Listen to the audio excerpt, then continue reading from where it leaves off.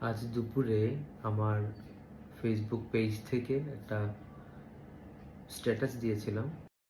আপনার বাসায় যদি আপনার বাবা-মা থেকে থাকেন, সেই ক্ষেত্রে আজকে দুপুরে খাবার খাওয়ার সময় তাদেরকে ২-১ লুকমা আপনি নিজ থেকে খাইয়ে দিন এবং তারা যদি খেতে না চায় তখন মনে করিয়ে দিন যে ছোটবেলায় আপনি যখন এরকম বায়না করতেন তখন তারা আপনাকে কিভাবে খাওয়াতো। আপনাদের যাদের সবার বাবা-মা এখনো বেঁচে আছেন, আপনাদের সেই সৌভাগ্য আছে। আপনারা দয়া করে সেই সুযোগটা নিন।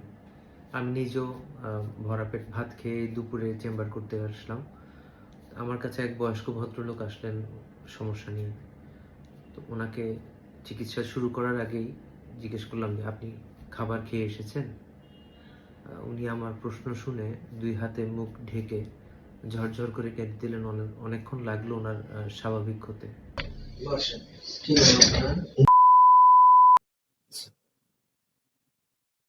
ভাত খেয়েছেন? খাওয়া করছেন? কিছু আনাবো? না, কিছু লাগবে না।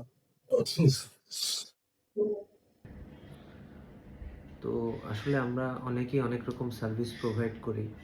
আমাদের কাছে যে যখন আসেন, আমাদের যদি একটু হাতে বাড়তি সময় থাকে, নিজের বাবার বয়সী, মায়ের বয়সী বা পরিবারের সমান যার যেরকম হয়, আমরা একটু কুশল বিনিময়ের পাশাপাশি হয়তো সময় পেলে একটু জিজ্ঞেস করতেই পারি।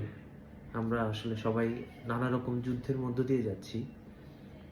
একজন আরেকজনের সাথে একটু যত্নবান হলে আমার মনে হয় পৃথিবীটা অনেক সুন্দর হয়।